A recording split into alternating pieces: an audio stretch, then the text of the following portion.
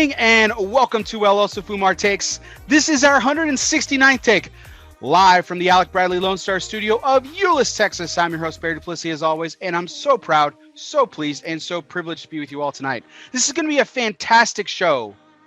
No slapdicks or dingleberries allowed, I promise you, and nobody will be interrupting this much fun. It's going to be a fantastic show. We're going to get to the introduction of the guest of honor, but before we do, we have to thank the people that make this show possible, and that, of course, is our sponsors.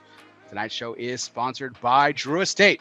This year marks the 25th anniversary of Drew Estate and the rebirth of cigars movement.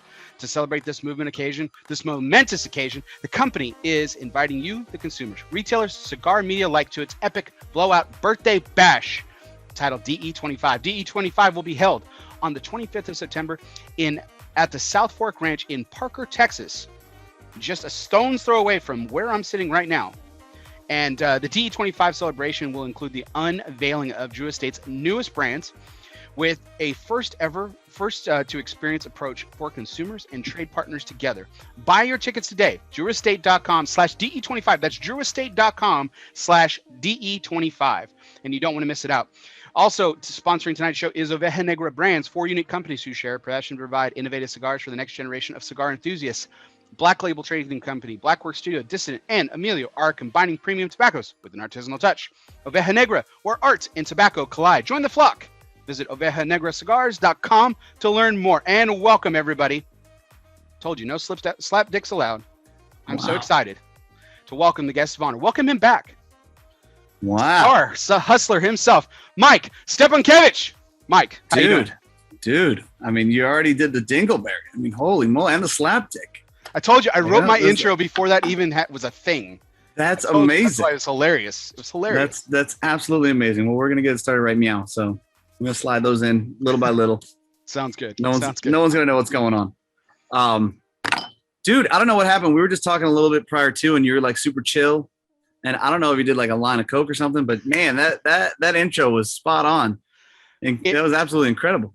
It depends on the guest sometimes. So like if like right now you unveiled to us that you're championing through. You're a little under the weather, but you still made it tonight. So appreciative, so grateful. Of course. So I'm gonna calm back down, settle back down a little bit. You're gonna bring it in, okay? Bring it in. Okay. So, I'm pretty sure I've scared some people. Your good buddy at Half Wheel, Charlie Minato, was definitely shocked by the intro. I don't think he's ever caught the beginning of my show until then, so he was definitely caught off guard. But it's so good to have you back, Mike. Thank you so much for a lot, just coming back and chatting with me tonight. And I know this family time. Having me. Oh, of course. I know it's family time, and you're under the weather to boot, and you're still here. You are. Yes, sir. So ready to serve, brother. So you're powering through. What cigar are you smoking tonight? I'm burning the War Bear. Nice. It's a bit of a go-to for me when I have them. I like the brand, love the company, heard good things. Yeah, so good people. Smoke a lot. Yeah. Good people, good person. Yeah, it's a cornucopia of flavors. It's absolutely ridiculous. So, yeah, I actually was super impressed with this blend and how it came out. And Habano with San Andreas, for whatever reason, I don't know, it gives you some sweetness, gives you some boldness, and it really is money. So, well, I mean, that's what I kind of like about the War Bear, because with it being the barber pole style, different wrappers, and you've done this on a couple of things. You did this on the SBC too, as well. Mm-hmm. Yeah. I mean, I would say that I would say that you actually kind of almost started doing it. I mean, a little bit. It seemed like a little bit before Skip started experimenting with some barber poles. Is that a little unfair? I think he was doing barber poles prior to. I think he was doing, but I will say that I always try and do something different. Like, that's the one thing when you work with the factory is you don't want to be the same as as Romacraft, right? So you always try and think of ways that will stand out and have great flavor profiles, but won't be the same as what Romacraft is doing. So my dog totally just ran under the table. Well, if you started doing stuff that Skip was doing, or it would kind of put you in a precarious position, right? It would be extremely precarious. I'd be running stuff out the back door without question. So, actually, I think that if I said, hey, look, I want to make a Connecticut broadleaf Maduro with a Candela wrapper, he would look at me and be like, fuck you, man. That's never going to happen, So, I think that we're on the same page with that. I don't want to look and be Roma. I want to have my own identity. And I don't think he wants me to have a Roma identity either. So, So as I was saying before the show, I'm lighting up a fable that you actually gave me a couple years ago at the trade show. Yeah. And I was foolishly, I guess I was saving it because I was going to smoke it with you when I came down. Yeah. To Cigar Hustler, and so lesson learned. I won't ever do that again with you. Right. Slam a lamb a ding dong. Let's just fucking smoke this thing. But you can't wait 2 years. I give it to you, smoke it. I'm a patient man, and speaking of patience, I mean, it's been it's been, I don't know, almost 100. It's almost been 100 takes since I've had you on before. I mean, 6 or 1/2 dozen. No kidding. But 6 1/2 dozen the other. Yeah. It's been a while. It's cool though. I forgive you. It's no big deal. I appreciate it. And the great thing is that it's really nice to kind of bring you back because a lot's happened obviously in the last year alone, but even since the last time that I even had you on, some things have taken off for you and everything.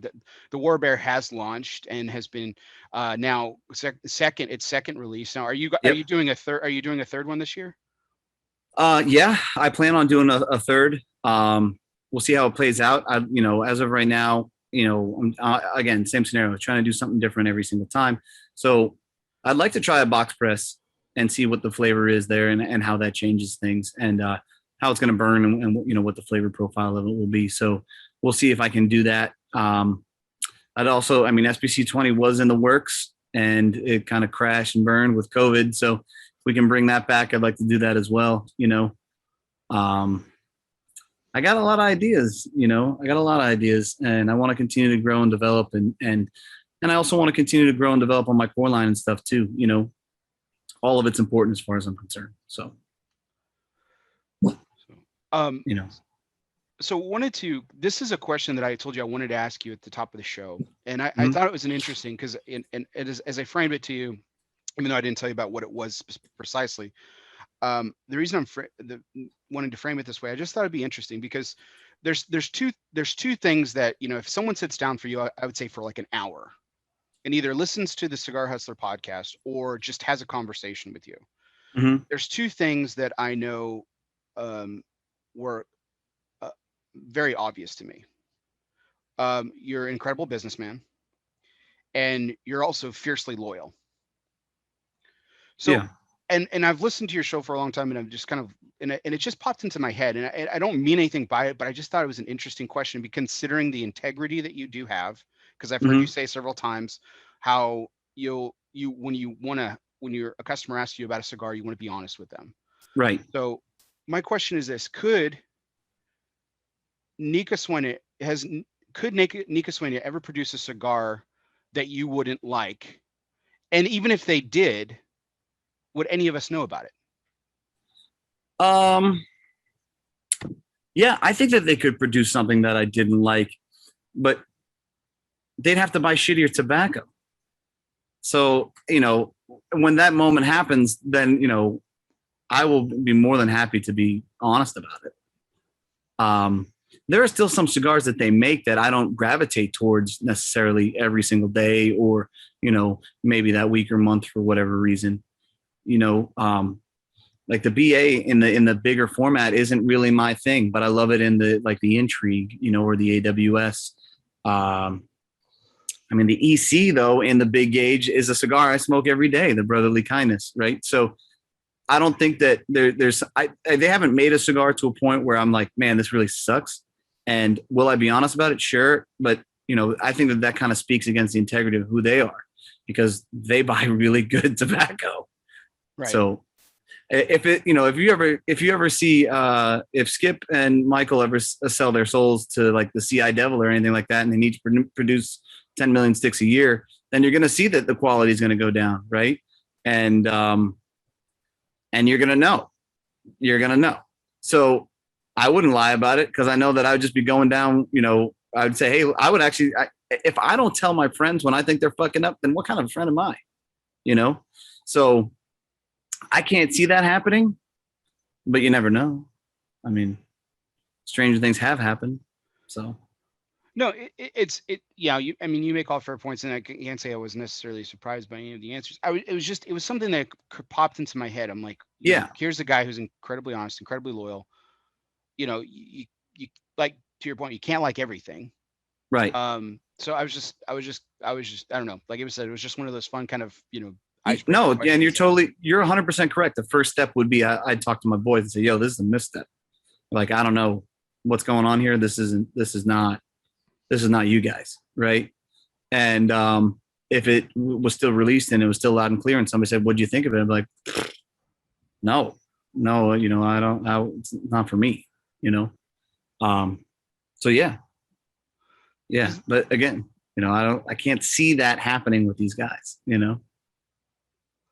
Like you said, it's the quality of the tobacco. So I have two kind of follow-ups to that. So one, I mean, the Baca was such a different step in a different direction from like the wheelhouse, so to speak. Right. When you first sampled it, what was your initial reaction? I like the cigar. I'm not, it's a unique Cameroon for sure. And Cameroon's always scary because there's a lot of Cameroons that suck, especially the lighter ones. A lot of the lighter ones, I don't know. I wouldn't want to use that wrapper. But like Warzone, the Warzone was good. That was a Cameroon. I thought that was all right. But without throwing people under the bus, because I do that plenty of other times on my podcast, there were just some that I'm like, man, as far as like, you can pick up a cigar and you can tell that this is light. Like, this is light by the gram. And if it was $12, you feel cheated, especially if you're a guy that smokes every day. And then like we do a Patreon where we get it fucking scale out and we compare it to other cigars and we let you know if it's light or not. So that Cameroon, that Baca, it has a distinct flavor profile and it is still robust. So I wasn't shocked at its flavor, and I do indeed enjoy it. Would I gravitate towards it? Probably in a Lonsdale. I think that in that format, that's probably the most ideal, But I'm not a huge Cameroon fan, anyways.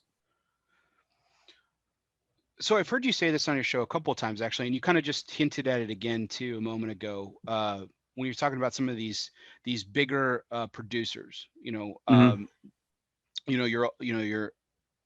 not to name names, but they're bigger producers like your your General Cigar, Altadas USA, etc., where they are manufacturing millions of cigars in one particular brand. Skip and Mike and you all down at Nika Swaney are doing 1 million cigars. Period. Right. And they're doing 1 million. I'm doing like 50,000. Yeah, I was gonna say even smaller. So right.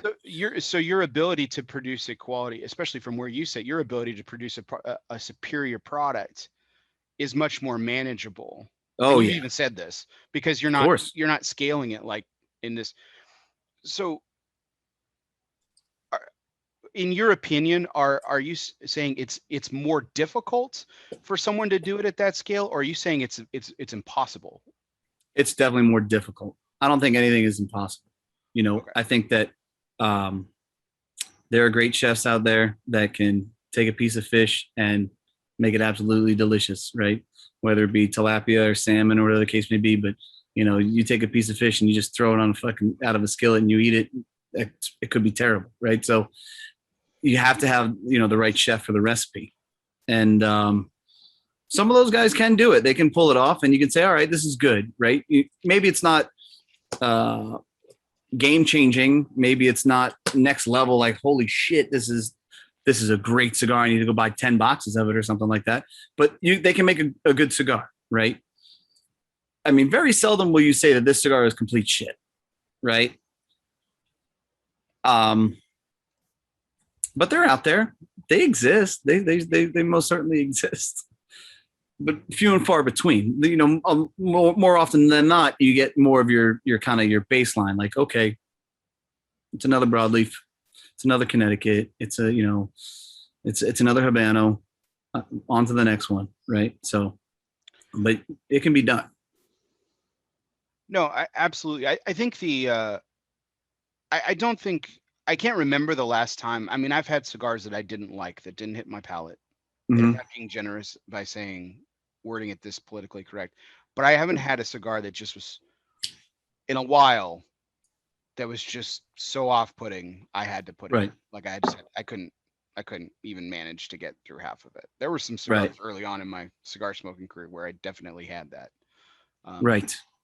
Where it just, catalog specials.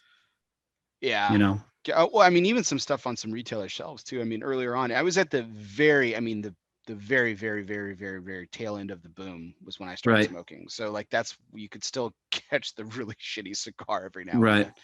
And it was bad sometimes. But yeah, I think the quality of the tobacco, the quality of everything has just kind of gone up to a level to where you're now trying to find a cigar that's just perfect for your palate, not because, hey, I just really need to find a good cigar.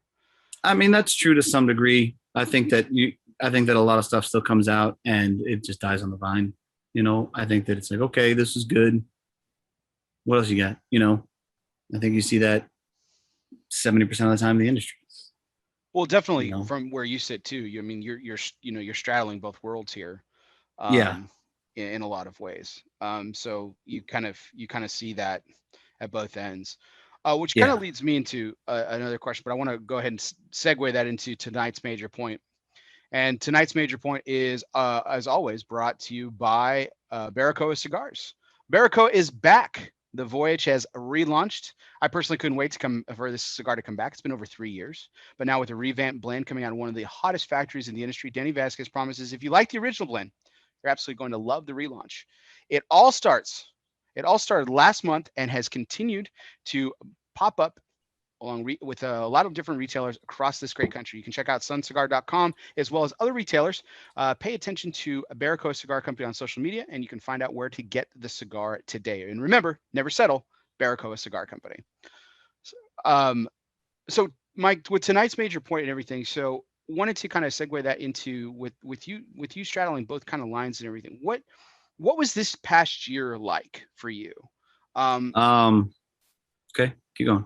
No, I mean, insanely difficult had to be like the minor understatement. Though you do live in Florida, so things have been a lot more what we call normal for a little bit longer. It's a lawless swamp, baby. It's a lawless swamp. Heard you say that. It's hilarious. God bless it. But what I mean, I guess not initially, because I mean, I think everybody was under this pressure cooker and everything, but as as time went on and everything, what became more difficult, the manufacturing and brand ownership side or the retailer side? What was more difficult to manage? Well, to be honest, as far as the manufacturing and the brand ownership side is concerned, I'm always at the will of Nika Sueño, right? So when stuff comes in, and when stuff is not in, it's not in. So it's never been a huge financial focal point for me, and it doesn't feed an entire team of people. So the retailer side was definitely way more important. If we had to close for any reason or anything was going on or anybody got sick or felt uncomfortable, my brother and I both said from the get, we're going to take care of them. We're going to pay them, for whatever it's, whatever it takes. We don't want to lose anybody. That was before conversations of PPP and all that other stuff. You got to look out for your people because your people always look out for you. It's just that simple. So, the mentality was just go. It was just run as hard as you can. And when you get tired, just keep going, man, run faster. And that was really how I felt. I was tired. I was tired of shit and making decisions every day. What about this? What's going on with that? Are we open? Are we closed? Can we do this? What's okay? What's not okay? It was daunting. Fortunately for us, it worked out, and I can't say that for everybody. I think it's a combination of the mentality of like, we're not going anywhere and we're going to figure this shit out, and being in the right place at the right time. I mean, like you said, Florida was golden, and having an online presence, even though it's not, gigantic, it still helped establish, a lot of people were home. So a lot of people bought cigars, and a lot of people felt that they should buy from, smaller local shops too. So all of that worked out, and the team was in play. So, we were really, really fortunate. I got to give shout out to my boy BDP, Big Dick Palmer, for always taking care of me. And he's always, Mike too, for those paying attention. That's Mike too. Yeah. When we started rolling, he's like, "Hey, so what do you want to do with the podcast?" And I'm like, "Oh, we're going, buddy. We're not stopping this. What are we going to do? Let's film it. People need stuff to watch. People need to still be entertained. There's no reason why we should put the kibosh on it." So we kept rolling through, and I think that it worked out really well. We were, like I said, we're one of the fortunate ones. So. All right, so I think we need to reel some people in, because I think we're chuckling here and there as certain phrases and words are getting mentioned here. So don't let them know. Come on, why you gotta tell? Why you gotta tell them? Oh, fine. Well, fine. We'll just leave. You can tell. You can tell. It's fine. It's fine. No, we'll leave it up in the air. It's fine. It's fine. Because now they're gonna be like, what's he keeping from us? This is perfect. Yeah. So just it's fantastic. Look, the fact I can tell your listeners and your viewers the simple aspect of, being in this game as long as I have, and now that I realize it's 12 years, and just saying that makes me want to cry a little. I'm all about entertaining.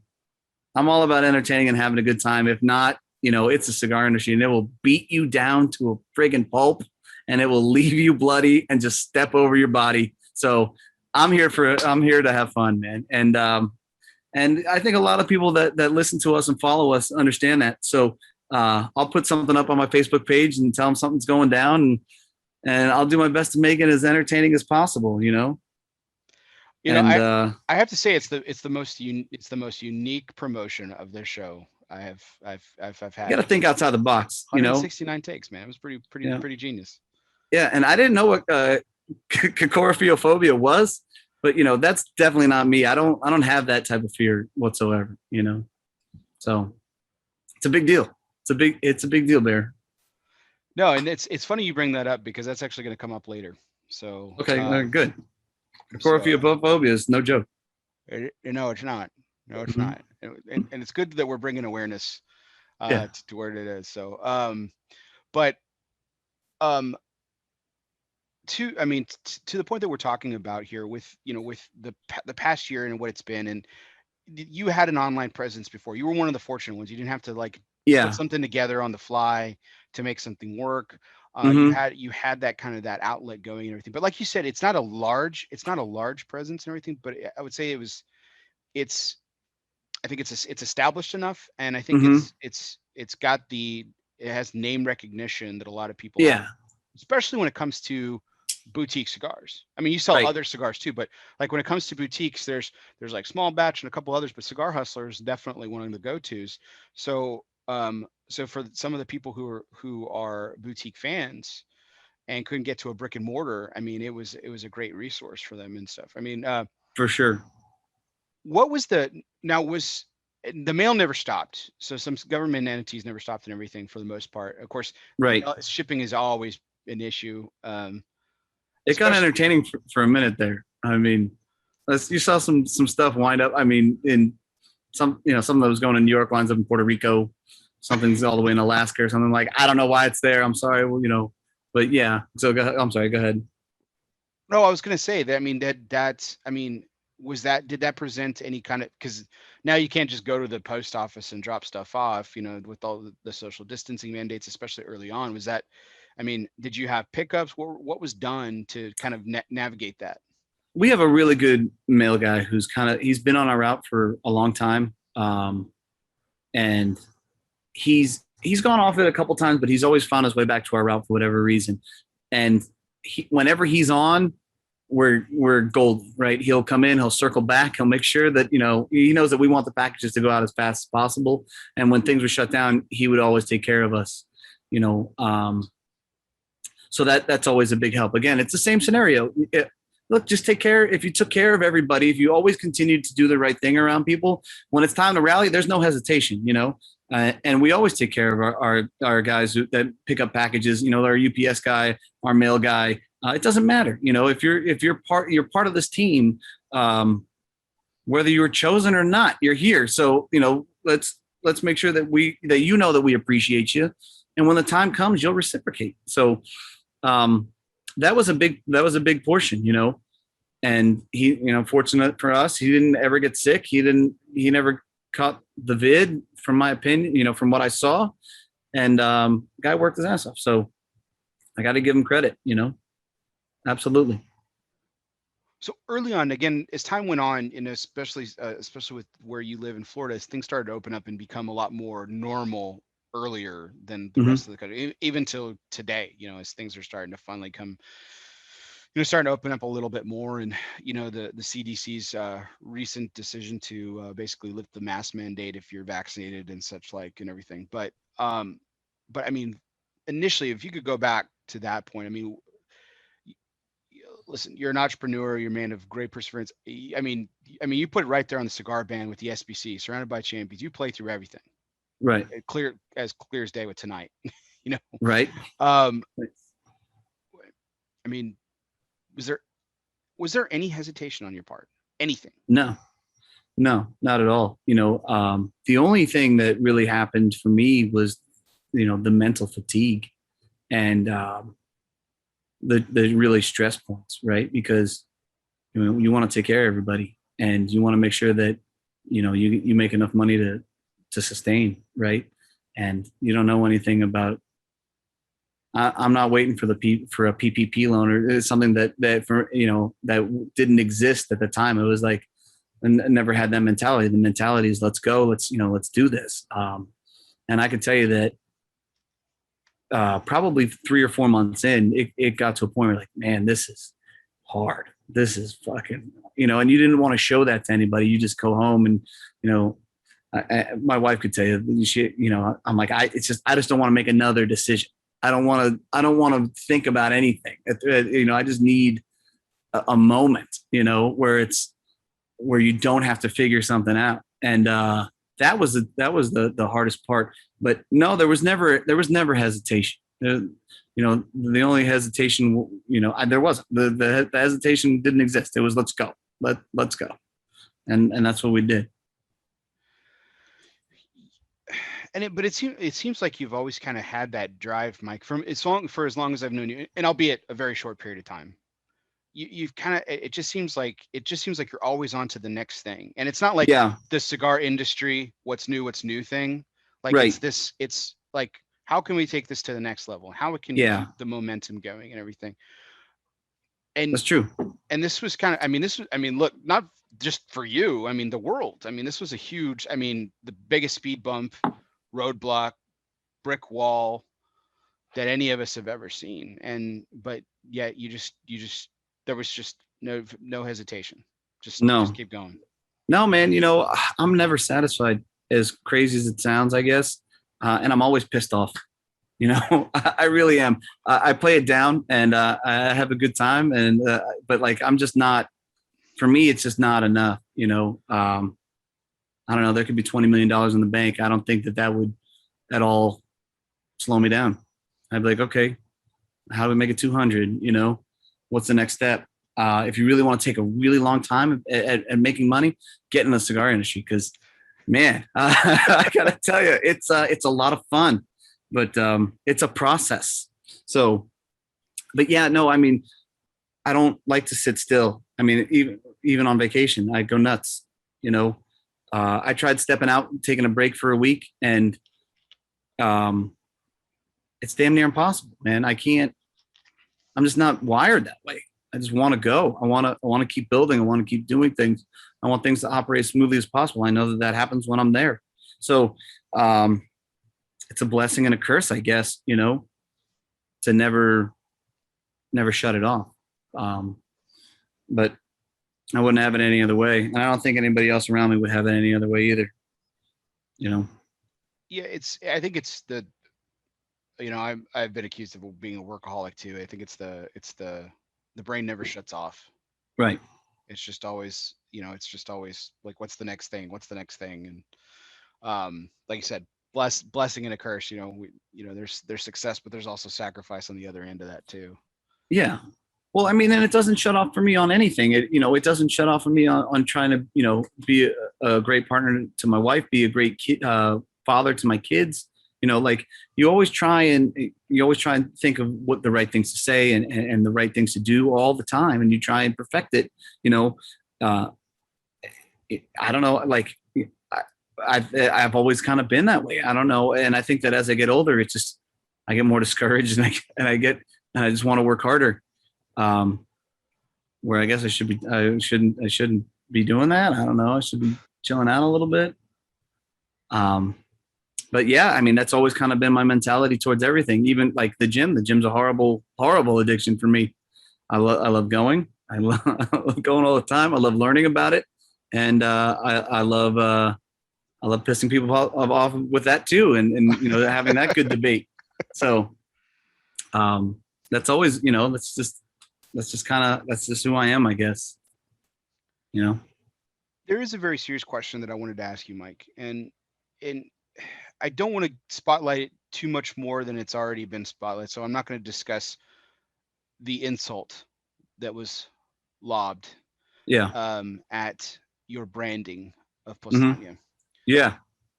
Let's talk about it. But I do want to talk about something because you and I are both fathers. Yeah. And we both love our children. Mm-hmm. And they're very important part of our right. soul. Number one priority. And I got to say, from a unfortunate spectator that I found myself in during the online barrage, if you will, and discussion, and endless, it seemed like endless and everything. Yeah. For a guy who's seemingly pissed off all the time, your words, not mine. Right. I have to hand it to you for keeping your cool. Yeah. Well, I appreciate that, How did you do it? It's chestnut checkers, brother. It's chestnut checkers. And, when you're about to when you lob that grenade and that, you know what's to come. You tell everybody, not only you got to tell yourself to kind of hold the line, you got to tell everybody else around you to hold the line. Like, stop, not a word, let it go. Because that everything that's being said is false. Everything's being said is wrong. And that people can formulate their own opinions. So if you want to go ahead and speak out and speak ill against me or the people that I roll with, it may come back and look bad on you. So I don't think I needed to defend myself. I think that some people are good at slitting their own wrists and their own throats. So I think, and that's pretty much all I got to say about it. It was pretty, anything better than that, some self-control. So it's chestnut checkers. Yeah, I didn't want to spend an hour on the discussion. Or anything. Like I said, I didn't want to spend any more time spotlighting it than it already had, and that's why I'm not. Dude, it's all. Yeah, I mean, I'll talk about any of it, man. None of it bothers me. I know you don't. I know you're an open book, Mike, and I appreciate it. It's just like from that aspect of it was just, I don't know, like. Yep. Hats off on the. Thanks, man.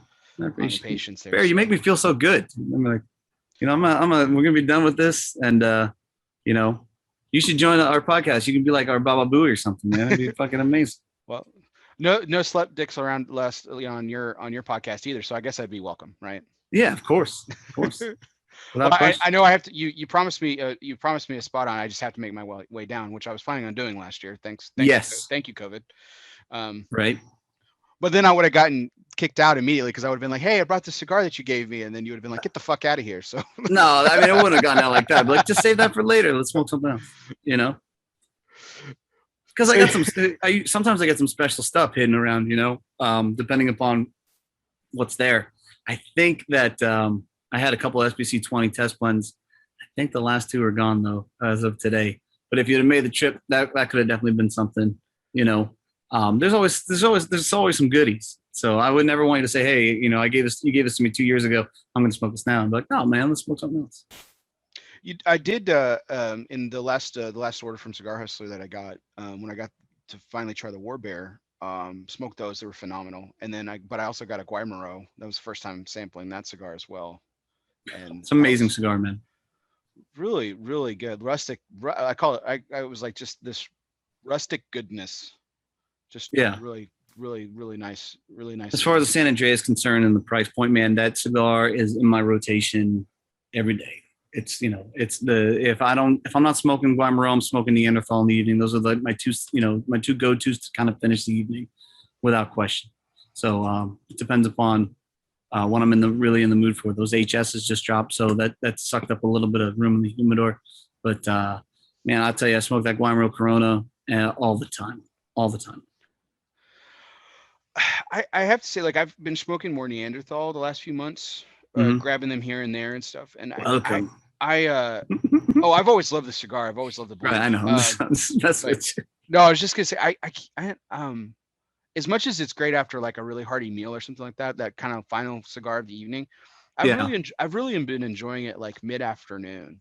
Yeah. With like a late afternoon cup of coffee or something. It just that makes sense. Kind of gets you going. Yeah. That makes sense. I mean, there is no right way. That's what's kind of remarkable about this industry, right? A lot of people say, well, you got to do this, then this, then this. I mean, I tend to progress darker as I go throughout the day. I don't, but if I started darker and then it went lighter, I don't think that it would have any difference. If I wanted to end with an EC Brotherly kind instead of begin with one, I have in the past, and I'm like, damn, this is still really, really good. So I don't think that, I think a midday San Andreas just shows how much of a boss you are, I think it's to your point about the EC being like a final cigar or something. Like, it has to be a cigar like that. There's few and far between those milder cigars that like you want to start your day with, that you can end your day with even after smoking heavy. But there's some that just kind of get lost. Yeah, right. Because there's a lot of just good ones out there, So is there you mentioned the gym a moment ago and your obsession with it. Have you always been I'll use the word fiend. Have you always been a workout fiend? Seems like you always take care of yourself. Yeah, no, I worked out for a long period of time in my life, especially through like high school and kind of getting out of high school. But I did stop for a period of time, and what really kind of put me back into that is when my father died. My dad, he had a heart attack, massive, just gone, and for whatever reason, I was like, you know what, this would be better for me mentally if I put this back into rotation. And so we looked for a gym. The best gym with the best kid care, was the one that we wanted to go to. And we haven't looked back ever since. It's my favorite place to go. It's I try my best to keep it to an hour to 2 hours. And it's like church for me. It's like going and just kind of relaxing. So, and just kind of beating the hell out of myself. I was running quite a bit more, and then COVID hit, and I just started working more. And I mean, terrible excuse, terrible. But I remember the endorphins after a run, and I mean, it's not like I was running really long distance. I mean, we're talking like a 2-mile run every day, nothing crazy. Right. I mean, 2 miles, no joke.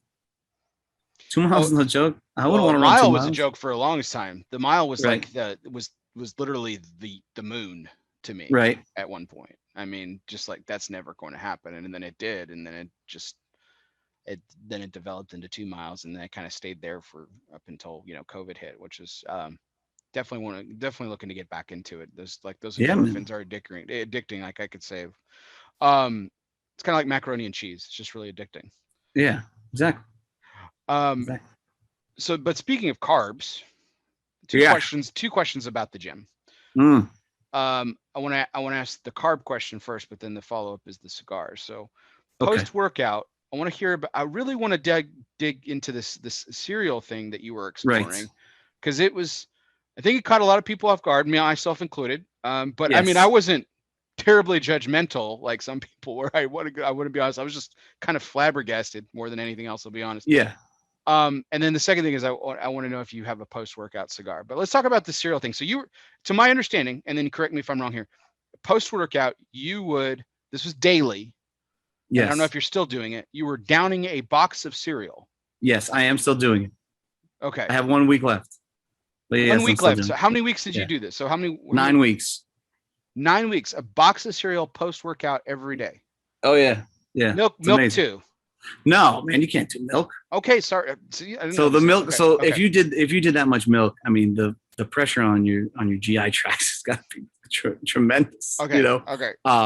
Like I don't. So it's with whey protein. Okay. So it's even worse than what you think, right? So and it's like chocolate whey protein because that tastes better than vanilla. I don't care. I tried the vanilla. It doesn't work, man. It just doesn't work for me. So, I mean, I got to give the guy credit that I read, and the main guy that I kind of follow is his name is Dr. Scott Stevenson, and he has this whole workout called Fortitude Training, which is awesome.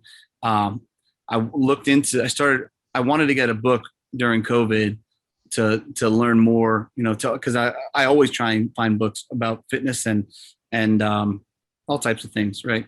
And I look up this book, and I'm thinking that it's going to be like workout routines and stuff. It's called Be Your Own Bodybuilding Coach. And it was like $100 on Amazon. I'm like, God damn, that's expensive. It's got to have some good stuff. So I bought it, and I started reading it. I'm like, man, you know, this guy really knows his stuff. So I started listening to him on some podcasts and stuff. And he started going into this detail about this, he calls it Cereal Gains Nation. And it actually makes sense from a scientific standpoint.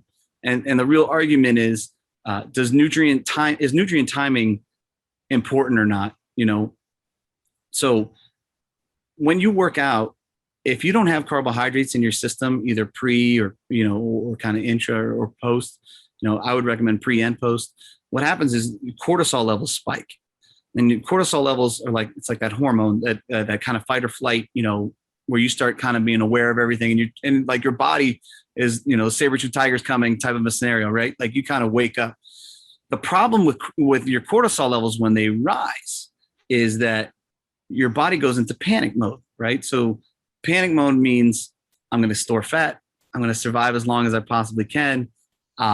There's no need for me to grow or any type of, you know, develop more muscle. So carbohydrates kind of keep that in check. Now, when you try and create protein synthesis and you try and consume a massive amount of calories, the ratio should be 3 carbohydrates per 1 gram of protein. So a box of cereal is anywhere between, I don't know, like 240 to 300 carbs, depending upon what you're smoking, what you're eating, and what size of the box. And I try and consume 120 grams of protein post-workout because I'm trying to get 250 grams of protein in per day. So you instantly feed the body. You say, hey, look, life is good. You're covered. Go ahead and grow. And if you can grow, like the goal was to grow at least 1 pound of lean mass for every 1 pound of body fat that I gained. And I can tell you that the ratio so far has not been 1-to-1. It's actually been probably 1 to maybe about a half of body fat, half a pound of body fat. So it's exceeded my expectations. And then what I'll do is I'll do a cut phase, and I'll try and lose some body fat by actually changing my workouts. Instead of doing four days a week of weightlifting, I'll do 3 days plus 2 days of cardio, very low, like kind of walking cardio on like an empty stomach to try and lower those fat levels. So, well, I mean, 9 weeks into this, you obviously haven't ballooned. So yeah, I mean, right. Right. That's kind of the remarkable thing, right? Well, so if I don't cut any out of any other meals. Like this isn't a meal replacement. This is an additional, like, you know, 1,500, 2,000 calories on top of everything else that I'm eating. So if the theory is sound, you know, if the theory wasn't sound, I would be looking for new pant sizes at this point, you know. But, you know, I could tell you that I'm definitely a lot stronger. You know, unfortunately, the stomach bug has definitely thrown a wrench into things on this past week. I'm going to be curious to see where I kind of clock in at for my next weigh-in. I'm sure it'll be down significantly. but I'll still try my best to finish strong for the end of the week. So what's been the go-to cereal over the 9 weeks? I like to mix it up. Lucky I Charms. saw the picture. I saw the variety. So I mean, yeah. Lucky Charms is a good go-to. Fruity Pebbles is probably the easiest. So I enjoy Fruity Pebbles. Frosted Flakes sometimes, but the box is a little bit bigger, so it can get tough. I've been throwing some Cookie Crisps in there every once in a while. So you gotta have, it's the spice of life. You gotta have options. Yeah, it was just when you started posting about it, I was like, this is insane. Wow. Like, yeah. But I mean, I knew you worked out a lot, so I mean, I was like, okay, he's not gonna like. I didn't think would balloon, but I was like, you're obviously burning through it. It just But I'm sorry, a second ago you said how many grams of protein a day? 216. 250, and try to get 250 in. 250 grams of protein. Yeah. Mm-hmm. Isn't that like a lot? 20 chicken breasts? Maybe, I don't know. Well, I'm banging out 120 at that one meal, which is nice. So then you only got to bang out another 120, 130. So I have oatmeal in the morning with like collagen peptides. So that's another 30. I have steak every day. So that's probably another 40. I do a chicken with potatoes. So that's probably another 30. Then I have a dinner, which is probably another chicken or, it's usually chicken or steak or something. Sometimes we've done crab legs a couple times, stuff like that. So, gosh, it's a lot. It's a lot of food. Protein. It's a lot of food. The protein alone. I mean, it's taking a cereal out of it for 2 seconds. That's just a lot of protein too, man. But you're balancing it, like you said. So, if you want to grow, that's what you got to do, man. Like that's the hardest concept I think that people struggle with. Is eating.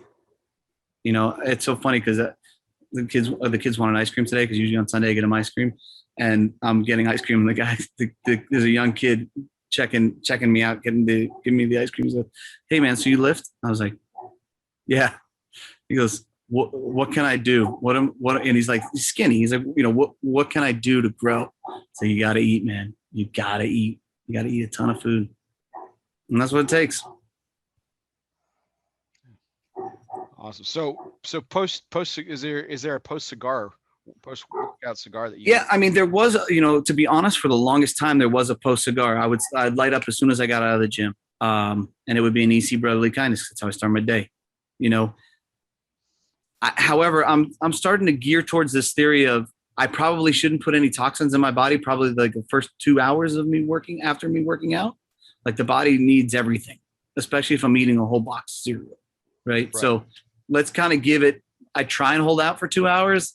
Sometimes I don't, but I don't smoke on the way to work right now. So,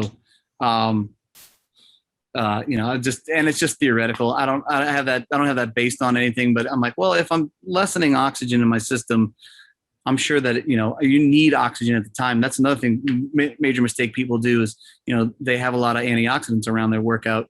You don't want to do that either because taking oxygen away from your body actually stops a receptor that tells your body that muscles are torn and you need to grow. You need to rebuild.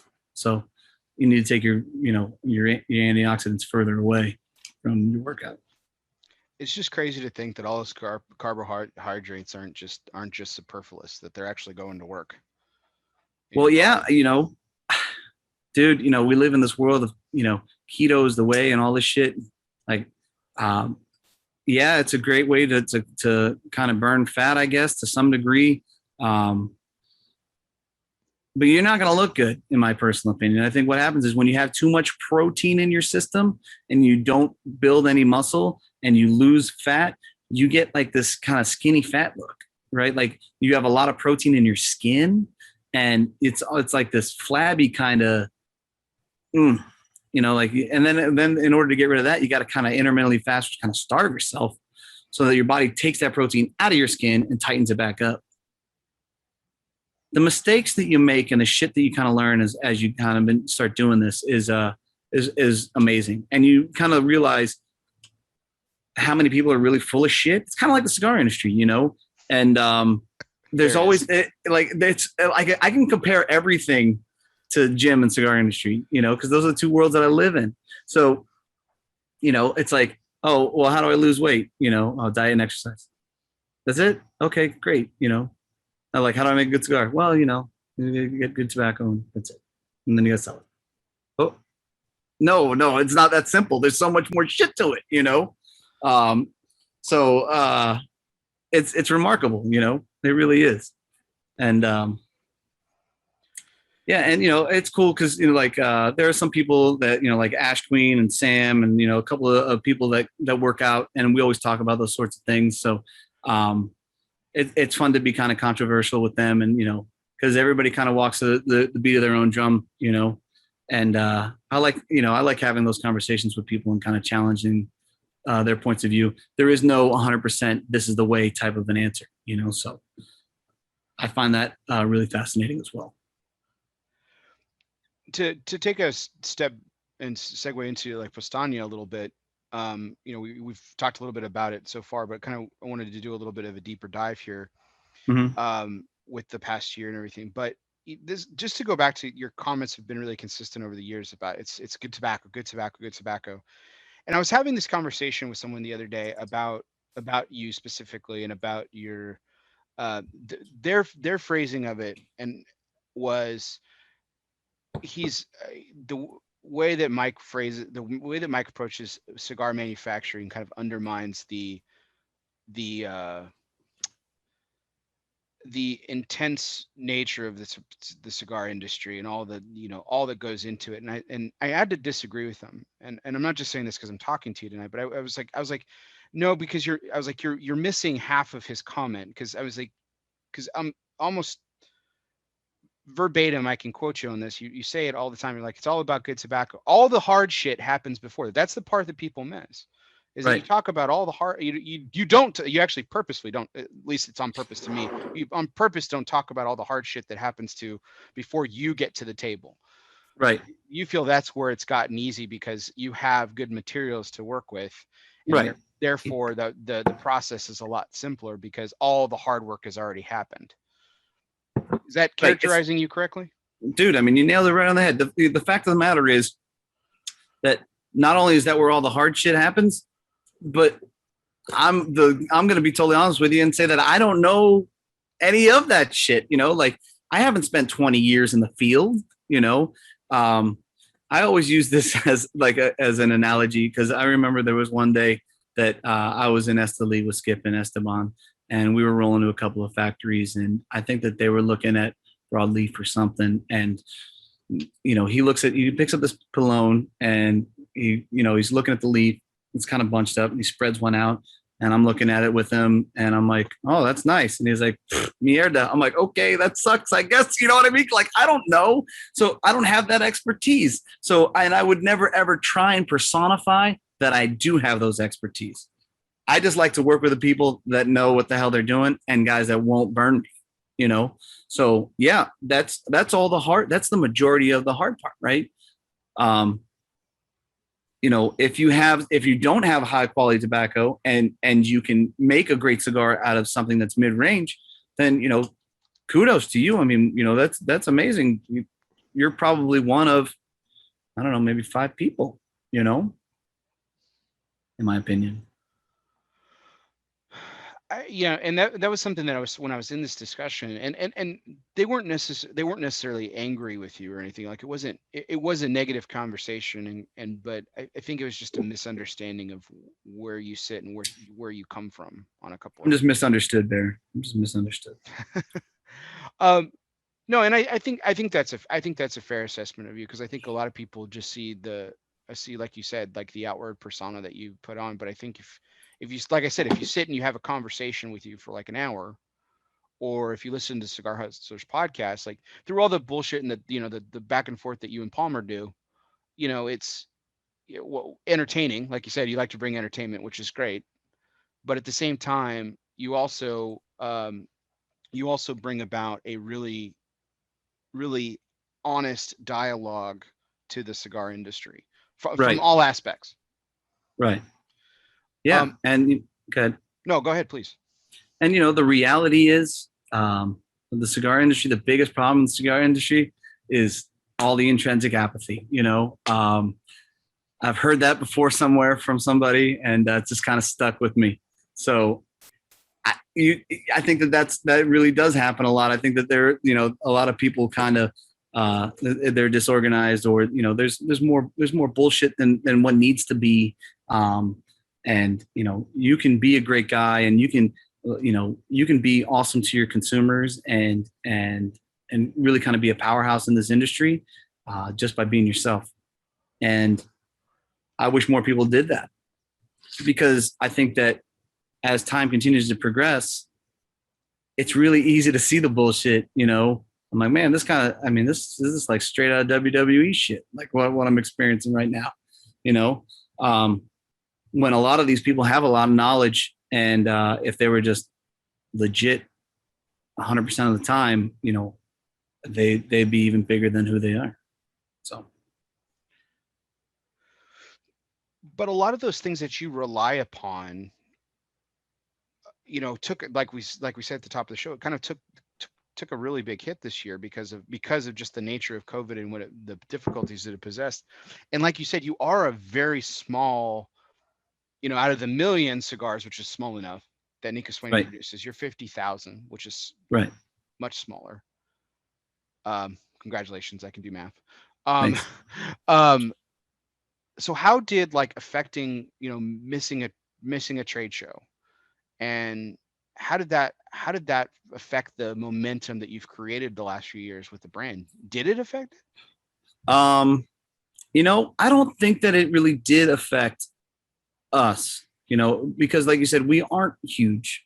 We are kind of like a microcosm in this industry, and we have great support from consumers in general. And, the guys that smoke our stuff, love our stuff.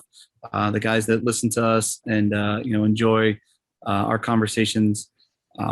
They continue to be loyal, and I think that, you do see from a lot of times when a guy isn't extremely loyal to a brand, and if they ran out of product, they wouldn't go back. They'd replace it with something else. I don't really see that with our brand. I think that I could be out of something for a long period of time, and when it comes back in stock, it's all sold. So I really, really had that experience for the most part with Powstanie through COVID. The one thing that did change is I didn't want to aggressively call and pursue retailers, because I didn't know what was going on with them. I didn't know where they were in the state and what their regulations were. I didn't know what they were holding on to. And I didn't want to be some guy that they would interpret me as some guy calling to make a sale. So I would check in and say, hey, how are things? How are you doing? Or whatever the case may be. But then I would let it go. If they didn't want to buy something, I wouldn't say, hey, you need anything? Or I just couldn't get myself to do it. And what's really kind of funny is a lot of those guys are, that didn't have that great contact are kind of picking back up here on the tail end. They're like, hey, what's going on? I need to re-up on some stuff. We're rolling again, and, we're open. So for me, that kind of worked out, and it's not, and it's not like I'm not, if I had it all, it's not like it would stop me from selling it personally out of my store or me smoking it, I'll never discount my product, never do it, because I'd never want to hurt another retailer. I know what it's like to be a small fish in a big pond. So retailers that want to work with me, I got their backs, as long as they have mine. So, yeah. That brings up a really interesting conversation that you and I had a few months ago. And I hope you don't mind me bringing it up. I don't think it's terribly private, because I think you're pretty adamant about this point publicly a lot. And I asked you, I said, hey, I wanted to purchase some War Bears. Would you prefer that I go through you, or is there someone that you have in mind? And you said, I don't care, man. Go. Everybody eats. That was your comment. Right. Everybody eats. Go ahead. Yeah. And I said, okay. And I even cracked the joke. I said, okay, I expected you to say that. And you're like, well, right. And you just kind of stayed the course on that. You're like, hey, no, whatever you want to do. Yeah. It kind of goes back to that point you were making about like just, being loyal to your retailers, not messing with price. Doesn't matter if you're going to sell it, to your point. Right. It doesn't matter. And if you want to give your business to somebody else, like you said, it's right. One hand washes the other, right? Yeah. Everybody eats is a statement that I make a lot, and I'm a big believer in it. And, if I have 3 and you have 1, we both have 2, it's just that simple for me. Take care of the people that take care of you, and, we'll get through life together. It's just that, there's no trick to that. There's no, one of my favorite movies is It's a Wonderful Life. And I don't know if you've ever seen it. Oh yeah. I love it. Are you kidding me? But really, that's one of your favorites?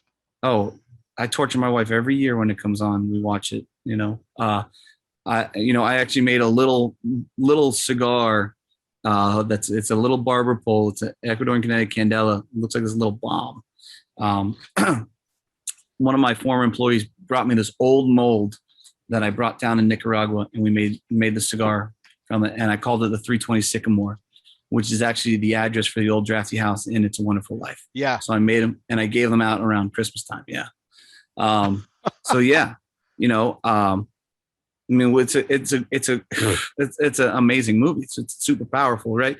You have this guy, George Bailey, who's at wit's end, but he's taken care of everybody his whole life. And when the times really got tough, everybody rallied, right? So, that's a great metaphor for life without question. So, if somebody supports our brand and they have War Bear, because of that, then buy from them.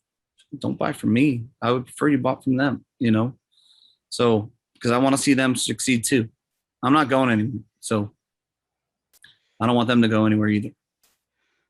So your lovely wife Brittany had our back in the chat a moment ago on a comment. Yes. So it sounds like she would be right there in the building and loan with you, and she'd be like, "I've got 4,000 right here." Sorry. She would be. Yeah, awesome. I don't know what she said. No, she had her back. That's all good. She didn't say anything. Awesome. I said one time during, on one of my, I don't do a lot of relationship posts. But when I do them, I try and make them count. And, one of the things I always said was, when you find a partner, don't find the partner that's going to reload for you. Find the one that's going to shoot first. And, she's every bit of that. So she's got my back. And, there's sometimes like, stop, calm down, just calm down. It's going to relax.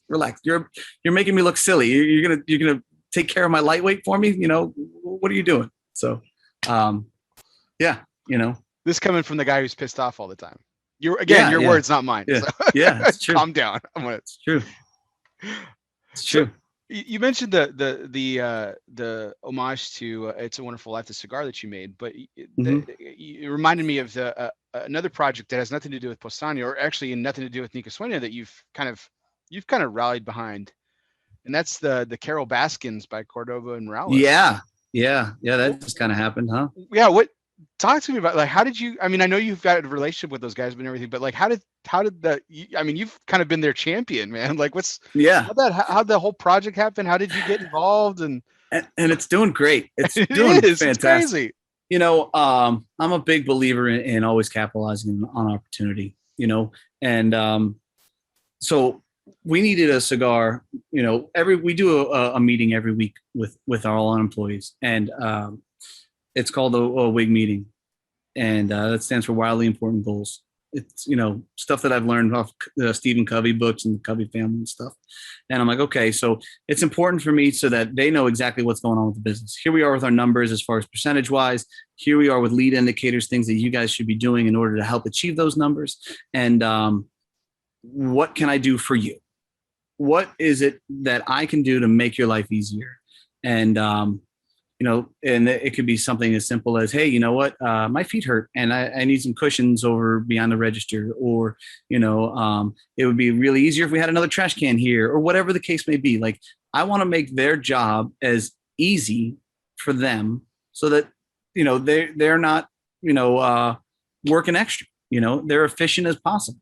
And because of that, it reflects like, they're appreciative of me and I'm appreciative of them. Right. So one day, one of the guys said, hey, we really need a triple barber pole. So, my brother and I are like, oh, we know who can handle that. Just call Z. He's going to get us a triple barber pole. No problem. So we called Z and said, hey man, we need a triple barber pole. We got some customers looking for it. And I think it'd be great here. And he's like, sure, no problem. Get you some bundles, sends over the bundles. And then our crew does their Facebook social media posts, start promoting and stuff. And apparently there's a cigar that is the same that you can get at the Black Label Trading Company factory. And we really pissed them off. I don't think that they're still mad. I have nothing but love and respect for James and Ange. But they took what was really kind of something very small and something that would be in a local shop, and they made it like on this super public forum. So then I had everybody asking me for it. So then I picked up the phone and I asked Z, I was like, how many can you make? And, he told me how many he can make, how fast they would arrive. And I said, all right, I'll take them. And, we started selling them to every single retailer, that wanted them. And they still do really, really well. It's a great cigar. It's got a good price point. And it's not the same cigar. It has nothing to do with them. It's not even remotely close in the flavor profile. I've never smoked their cigar, but it was no harm on our end. And we had nobody had intentions on trying to emulate them whatsoever, but it's a good cigar and it does well. So. And it got a pretty decent rating too from House. It did. It got like a solid B. Yeah. 85%. Yeah. I mean, yeah, anytime that you're in the 80s, even I would say mid 80s. Yeah, I mean, thank God Charlie didn't do it, because he'd be like, hints of schmegma and, all types of fucking crazy, baseball gloves, that flavor profile. And, it's an amazing cigar, but he would have rated like a 30 or something, Which there and again probably would have done very well, because everybody's like, what does a 30 taste like? That's what I have to say about ratings and stuff. Like when someone gives something like a really bad rating, it's like you have to try it. Mm-hmm. It's like, is it really that bad? Oh man, let me see what that tastes like. Well, for example, I don't mean to necessarily I'm not throwing them under the bus, because I actually like the cigar, but I'm a big fan of Enrique's Sehas's, the Matilda lines. I don't know if you guys carry them or anything, but I really like the cigars and I smoke them, pretty regularly. And one of their cigars got a 79, which is very rare in Cigar Aficionado. They don't really go below that 80 threshold, right? Right. At least in publication. But it had like a 79. I was like, what? Like, I smoke that cigar all the time. I smoke a 79. Like, it's not a 79 to me. It's not a 79. I mean, it's just one of those things that kind of catches your attention. And had I not smoked that cigar, I think I would have pursued it, just because I could be like, that's the lowest rating I've ever seen out of that publication. I have to go try the cigar now.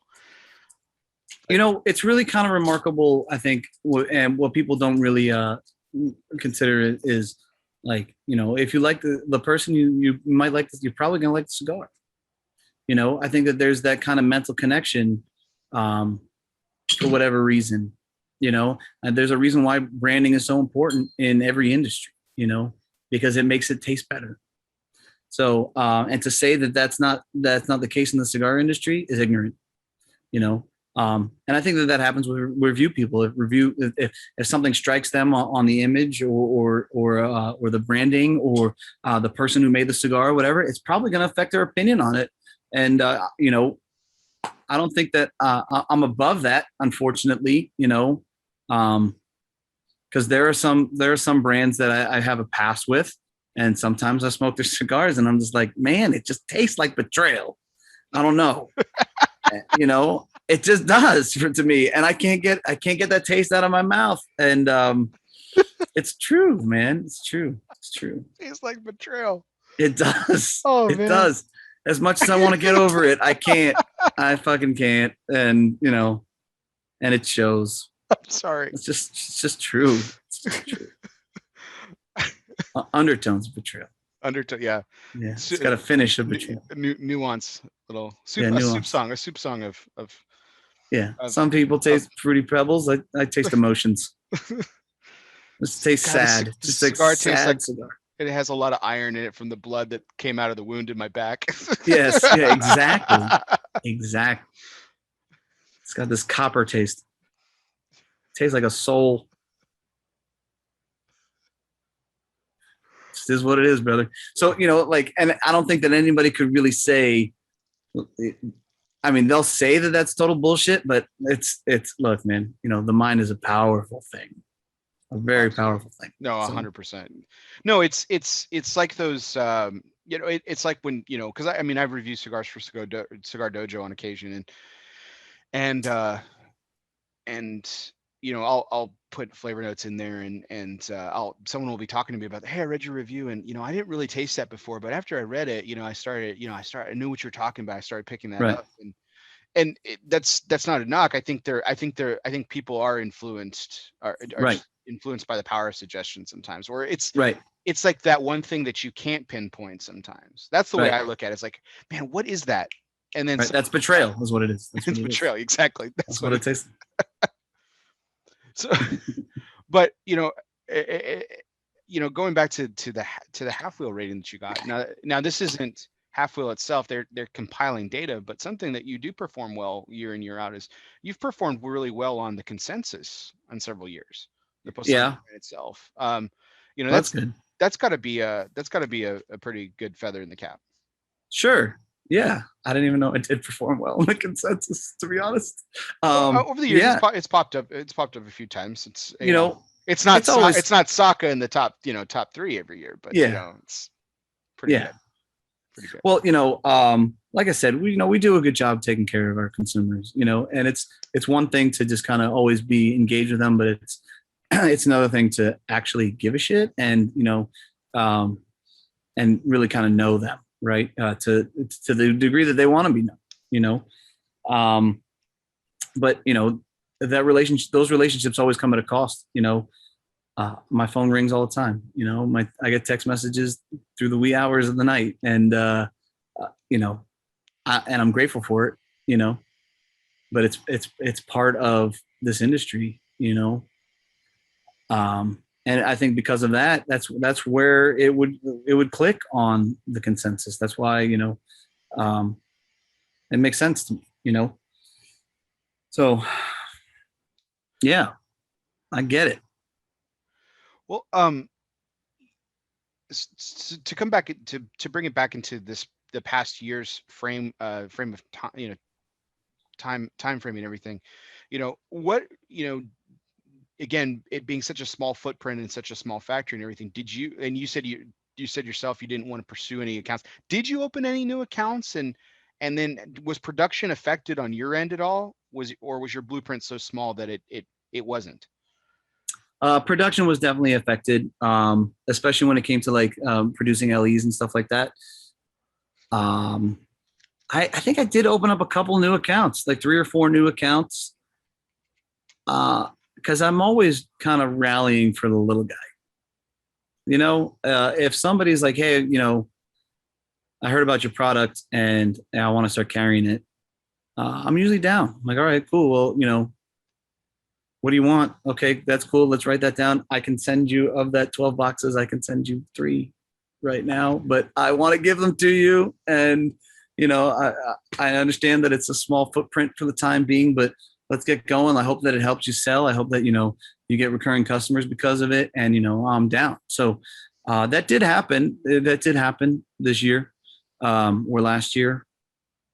Not as much as I think it would have happened if there was no pandemic, but it doesn't matter because I don't really have products really. So, So you opted to not go to TPE this year, both as a retailer and a brand owner. But it kind of, to what the point you just made a moment ago, it sounds like it was almost unnecessary from a manufacturing standpoint, because there's nothing more, it's nothing worse than putting $100,000 on backwards. You know what I mean? I'm like, yeah, it's coming. and there's complications there, obviously with COVID. There's complications obviously with fitting me in an Nica Sueño. I mean, and then there's probably complications with me too, as far as exceeding, as my expectations grow with the company. I think sometimes I don't think that I'm aware of what I'm actually capable of, and I think that I'm probably more timid than I should be when it comes to production numbers. I should say, all right, well, let's do this, but when the checks get bigger and the numbers get bigger, you do have a tendency to get a little more nervous. You're like, okay, well, let's hold off on that. Let's not do that much, or whatever the case may be. So. See, that sounds more like a Greg answer than a Mike answer, though. Yeah, I mean, that's true. That is a fair statement. But it all kind of ends on me, right? When it comes to sales and production, or just sales in general, he's not that guy. I'm always that guy. So I know that I'm the guy that's always taking the shot. So if I'm always taking the shot, maybe I have an off day that day, or whatever the case may be. And sometimes you're just not sure of yourself, I wish I was 100% sure of myself all the time, but I guess I'm not, Well, but you've said on occasion that Powstanie is really at the level that you want to be at. You're not necessarily, not to put your own words against you, even though how you said you're always looking for the next step and you're always looking to build a momentum. That doesn't always necessarily mean in absolutely everything that you do. Like I've heard you say that you like where Powstanie is at as a brand. That's true. Size. That's true. Yeah. There are times when I'm really happy with, I'm always appreciative of where we're at. And then there's always that moment where you're like, man, I can do so much more. Man, I could really, really step this up, but navigating through those waters sometimes can be complicated, and making sure that you do it the right way, and make sure that you keep everybody happy that you work with is also important too. So I could tell you that the way that I currently feel, I want to do more. I want to build more, and I want to become bigger now than I have been in the past. So, are there any designs on Cigar Hustler, expanding its locations, like multiple locations? No, I mean, I've thought about that. Retail's tough, man. Retail is brutal, and if I go west, it's going to be problematic, and that's probably where I want to go. Like Western Florida or Western? Yeah, Western. Okay. More west into Florida, more Orlando wise. I'd probably need more money to make it what I wanted it to be honest. So yeah, that's that, and when you start thinking of those factors, it's like, well, so if you have X, where's that money belong the most, where it's the most advantageous? So that's always kind of been the debate. That's the debate every day. It's like, okay, well, what's next? We bought the building where we're at a few years ago, because we didn't want when our landlord was leaving, we didn't want a new person to come and say, okay, no smoking, that was a big chunk, you continue to invest in the brand. That's always a big chunk when that check goes in. I would love to have a liquor license one day, but shit, I can't find one, and they're $350,000 in Volusia. So I don't know if that's ever something that would happen. So you always consider what the next step is and what can you afford to do every day, and where's going to be your maximum kind of output. Where's your best ROI going to be? So. I don't want to ask too much of a leading question here, but with T21, now the law of the land, did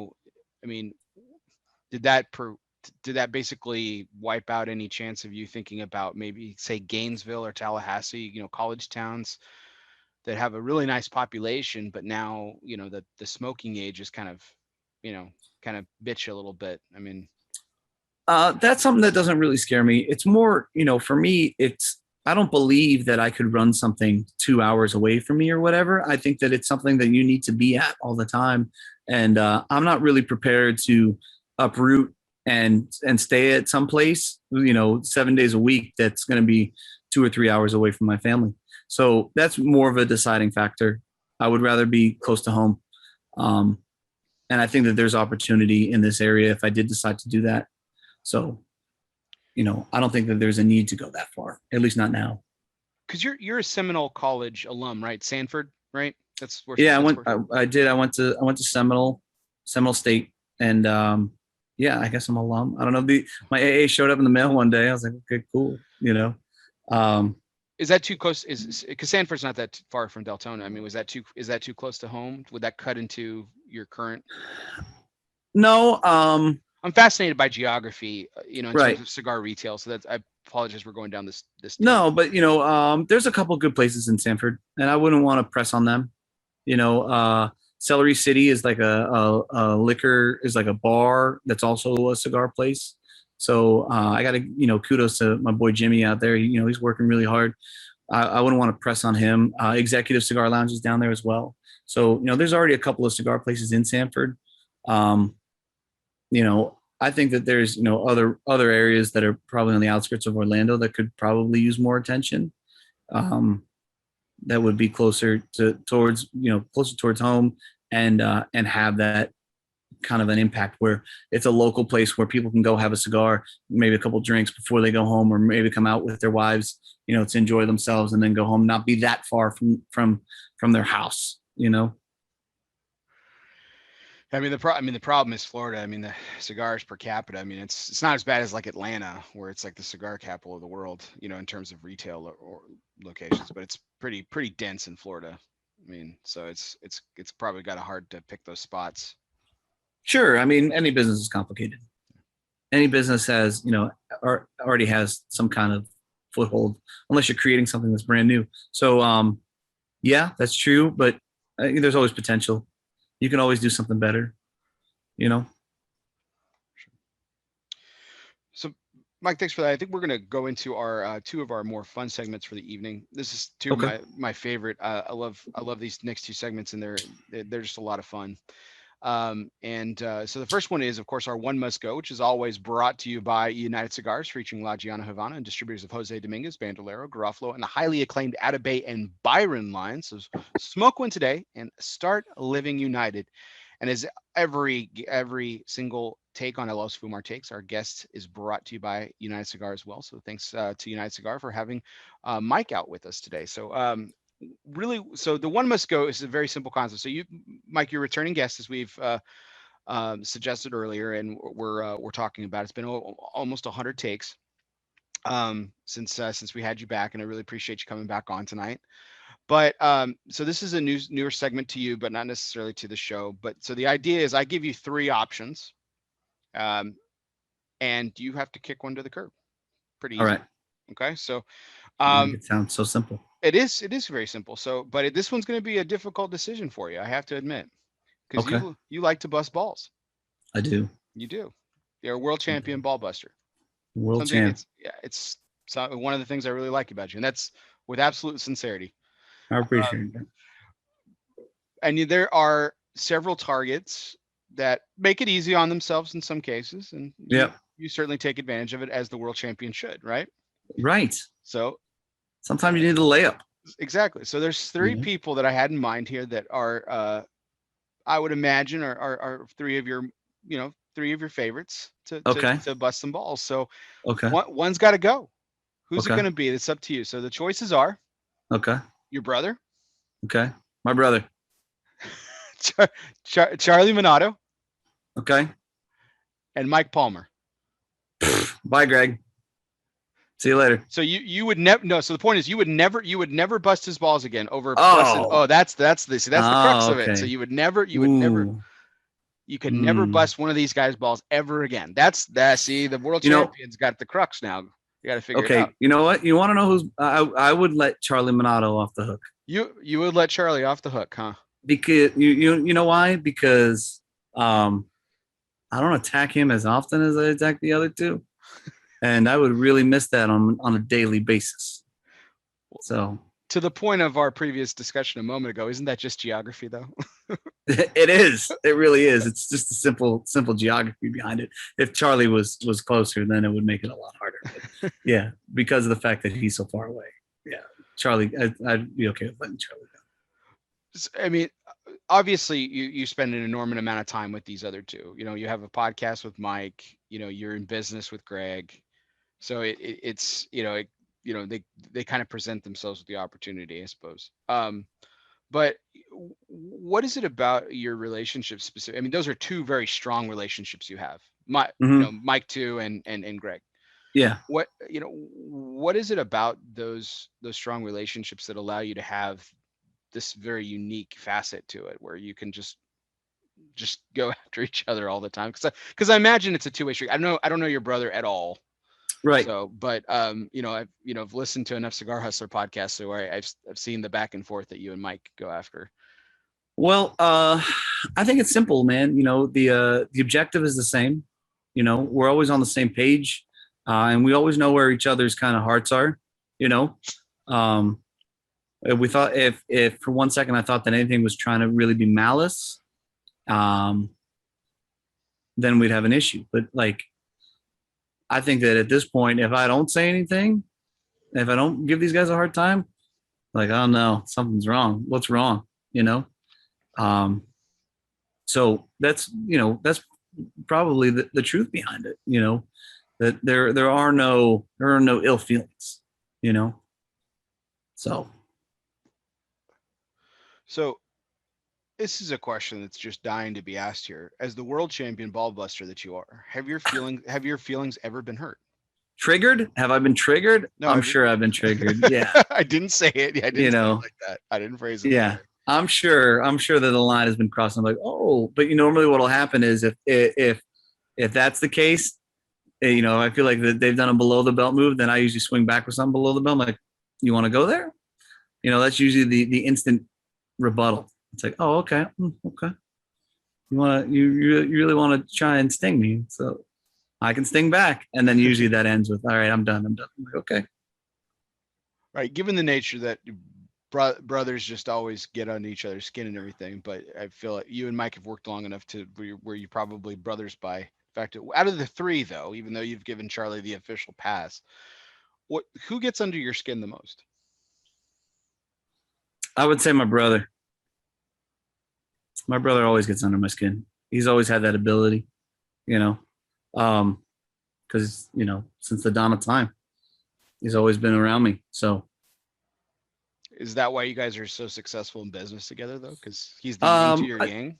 I think sometimes that's the case, you know, sure.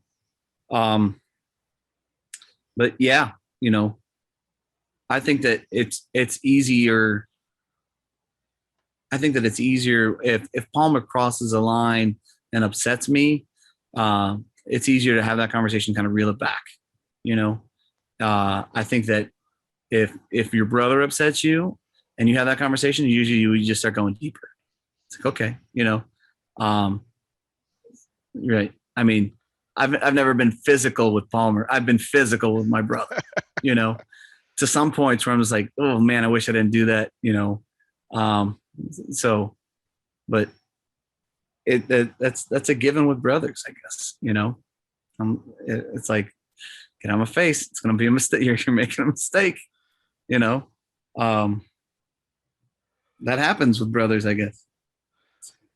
So I know it's a recent development, but how, you know, and I know it's not necessarily a competing podcast, but when Mike too talked to you about this latest podcast partnership, the shit show, yeah, the shit show. Like, how did you feel about that? Were you happy for him? Like, did you? Of course. Yeah. So is it just because it's like, he was just looking to do something different on top of what you and him have already built, or like, what was kind of the? I think he, you know, I think unfair question to you, I suppose, but I'm just curious. No, I mean, the reality is that Chet's a very unique person, and he's got a huge heart. And anybody that hangs out with Chet, you gravitate towards the guy, So Palmer and Chet hang out a lot, and they have a good bond between the two of them, So it was just natural for it to kind of develop that way. And it's cool for me to kind of witness it and then to kind of give my opinion and my insights. Since we have been doing it for over 3 years at this point, or close to 3 years, I don't know, something like that. And to see somebody kind of going in fresh off the rip, they play off each other really nicely. So it'll be interesting to see how it develops and where it kind of goes. I always wish everything for the best, around my guys, around people that are with me.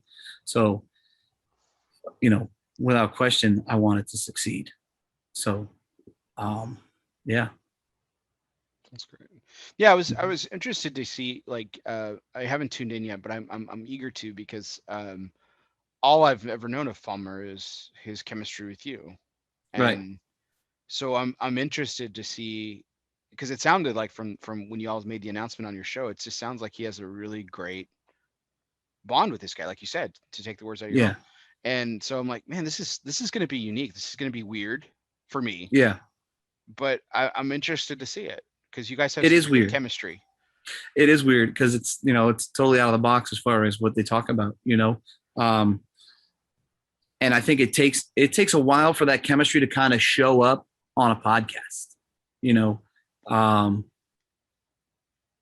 like you got to get to a point where you're just like, all right, fuck it, I am who I am, and let's just do this, and you no longer are conscientious about what you're saying. It's what you're saying. As long as you're speaking your truth, then you're doing all right. And I think that it takes a little bit of time to kind of get there with a pair, and they will, and you can see little sparks of it as they're kind of moving through, which is awesome. So I think come like episode 10 or 11, when they've kind of hit their stride, they're like 2-3 months in, they're going to be banging. So nice. I hope they keep it up. Well, thank you, Mike. That was our one must go segment, giving Charlie Minato the pass officially. Yeah. Fine. It's just a game though, Mike. You don't have to let up, I promise. Yeah, no, I won't. It's always brought to you by United Cigars, featuring La Giana Havana and distributors of Jose Dominguez, Bandolero, Garofalo, and the highly acclaimed Atabey and Byron line. So smoke one today and start living united. He can hit me with some nasty text too, man. I mean, Charlie's, he's no pushover, for sure. Oh, he's relentless, man. Yeah, it's what makes him. It's what makes him good at his job. Right. I've given him props several times. Just on some of his. I mean, he was ahead of the Alta sale, which is. That's international.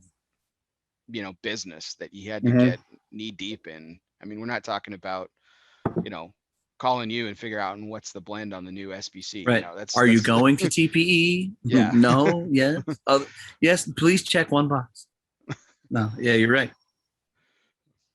But so the next thing we wanted to talk about tonight, Mike, and you and I went back and forth over this, leading up to the show and everything. And I was really pleased with your selection, although you had initially had a more unique take. And I think next time we come on, we might do something along those lines that you initially thought. But this is my charity segment where. For those who are new to the show, each week I ask my guests to select a charity or nonprofit of their choice that we get to spotlight, talk about, and hopefully raise awareness for, and possibly raise some dollars for a great cause. And so, Mike, when I posed this question to you, you initially came, and I'll just go ahead and say, because I think it's a great idea. You initially asked, "Hey, can I do a GoFundMe?" And I was like, for someone else and for an individual, and you're like, "Yeah, for an individual in need." And I was like, "Oh, that's amazing. Yeah, let's do it." And what great news. It sounded like they shut this down. They shut the one you had in mind down, which means they hit their goal. So, I mean, that's awesome. Yeah, it was already closed. I wish that they had another one, or I had a little more time to I would have put one up myself for him. But my buddy Jason, he was in a horrible accident, and I was talking about him on the podcast, and he was in a coma for a long time, and he woke up right before Easter, and we've gone down to see him a few times, and it's been crazy, and his memory's slowly coming back. But so whenever I have a friend in need, I'm all about. I would more personally, for me, it's a bigger deal to help people that are close to me or friends of friends. Whenever there's a time to donate, I don't really talk about any type of charity that I normally do, but that's really the kind of charity that I like to do. Something that affects somebody first and foremost. Unfortunately, for Jason, it was closed already. So, yeah, but yeah, that's the type of stuff that I prefer to do. But as a great de facto, St. Jude's Hospital is really good. So. Yeah, exactly. And that's what you went ahead and chose for this evening was St. Jude's Children's Research Hospital. Fantastic cause.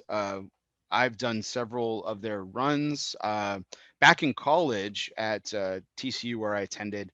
Every year we had this what was called it was an Up Till Dawn fundraiser. So if it was basically you would gather sponsorships, individuals, businesses, etc.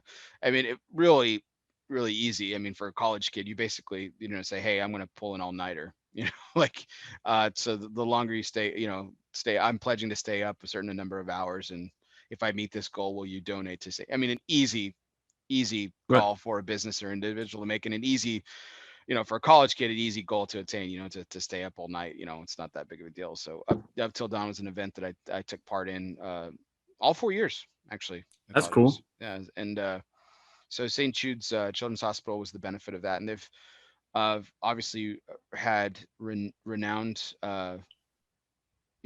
renowned attention throughout the years by businesses and individuals alike, and they do such great work and everything. Mm-hmm. But you were talking, just to dive into, we were talking about before the show, how you like to go for the individual and everything. But when it came to picking something a little bit larger, this was kind of an easy selection for you.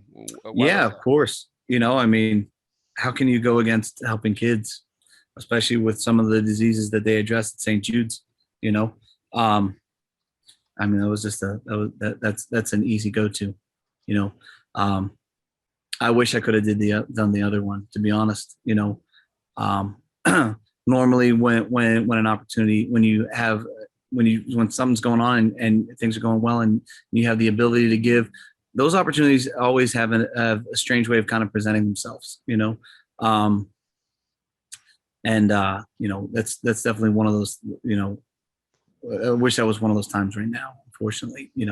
But yeah, St. Jude's is a great setup. So.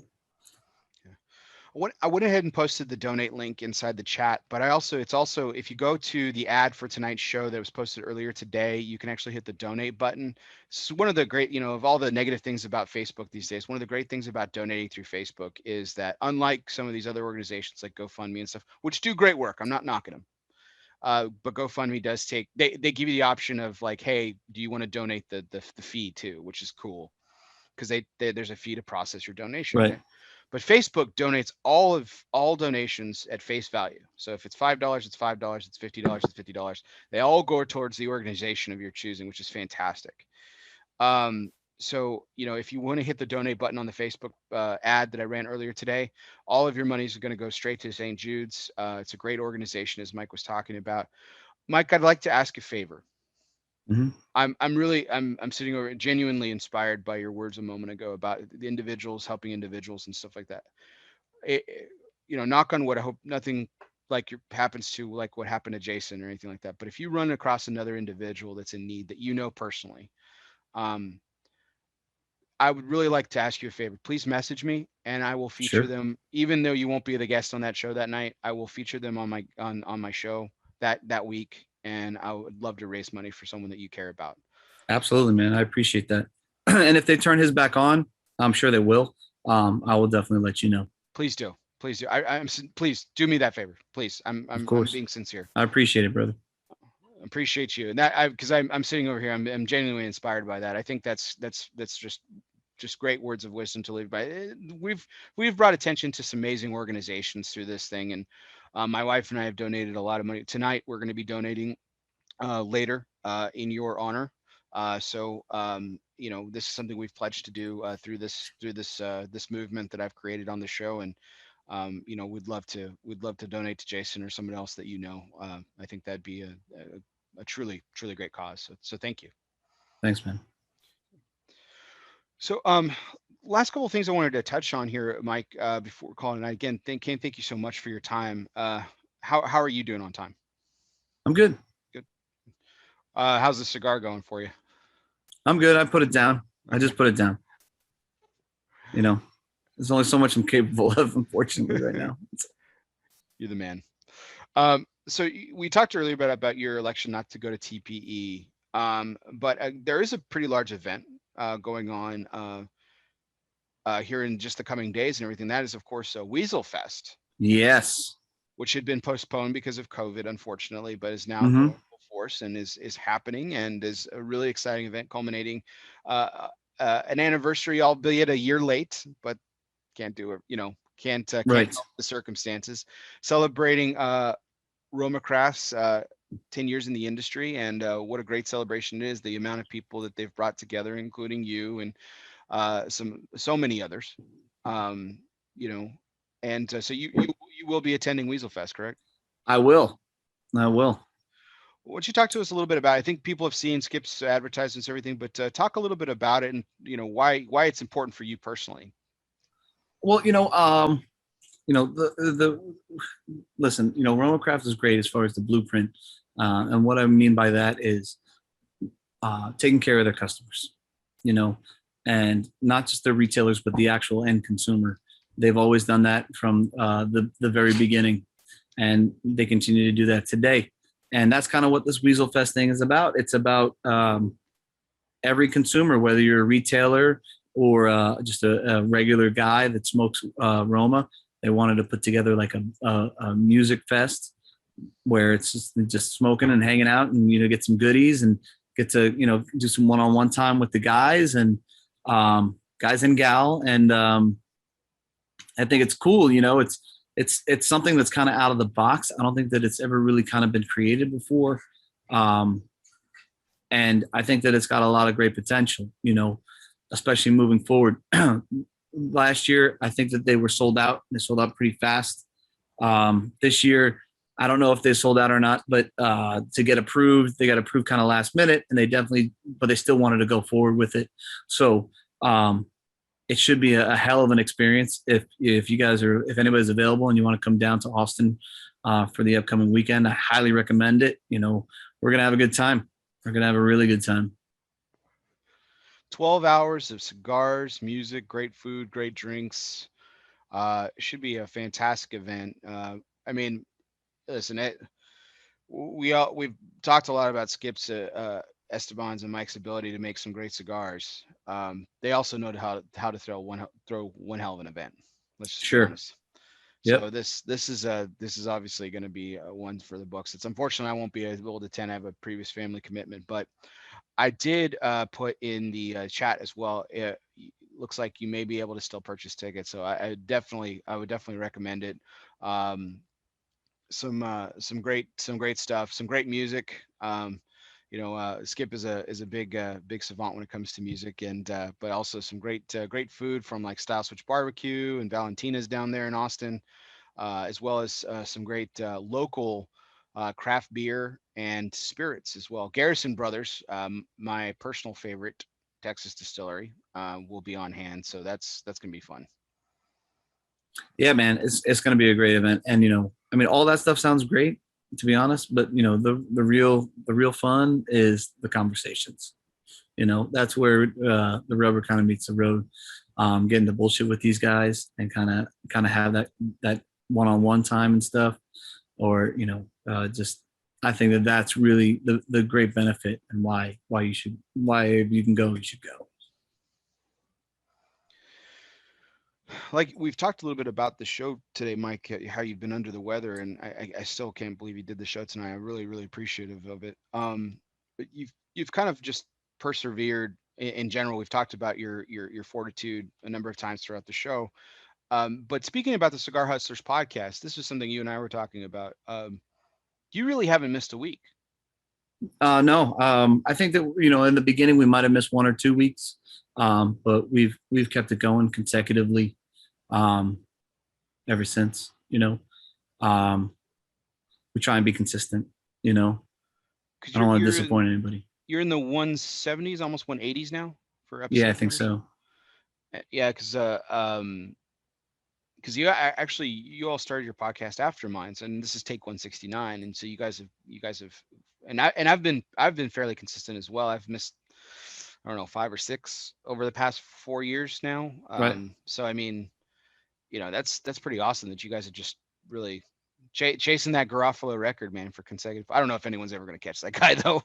Yeah. He doesn't look like he's going to slow down at all. It's Um, important to do, yeah, I mean, you got an audience; they're expecting something, and you gotta give it to them.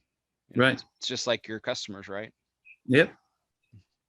Um, what's been I guess, was that challenging at all to keep going through COVID, or was that one of the easier things, just because? I think once it's kind of established and you're ready to roll. I mean, it's easy to say, hey, we should stop. But when you say, hey, no, let's keep going, it made sense, you try not to let the COVID stuff always consume you, but we did have a tendency to talk about it sometimes. But it was cool, from our standpoint. It wasn't, it was just kind of what we were living, like if it was time to wear masks, and now it's time to kind of not wear masks. So it's like, okay, you can be judgmental of everybody if you want. I've had my moments where I'm like, you should be wearing a mask. I'm like, why aren't you wearing a mask? So yeah, it's just our everyday life, and we have good conversations about stuff. We have a good back and forth, and we work well together. And then we talk about some cigar news and our kind of take on it, and our interpretation of things, and we make it entertaining. Every once in a while we get some guests too, so we might have Coupon in the upcoming weeks, which should be exciting. I was really your original episode with him was fantastic, so I'm sure it'll be great again by having him back on. But that's something you took on too, because before, you were only doing live in studio guests, but you kind of shifted. You kind of had to. You were able to call an audible in some cases, and were able to bring people in. Like you had Mike Rosales on, but that was a special YouTube episode, and Yep. you did a recording with Steve Saka at one point that you posted on at the tail end of an episode, even though it wasn't part of the live broadcast, so to speak. But you guys Yep. really don't do live broadcasts, right? No, we don't. We like to do, we like to do pre-recorded. Not that we've only had a couple times where it's kind of gone off the rails, and we want to protect the person, and we don't want somebody to get fired for what they say. But we still like to have that cushion just in case. So it's better that it's there, and it gives us time to kind of put it together and launch it on YouTube and stuff like that.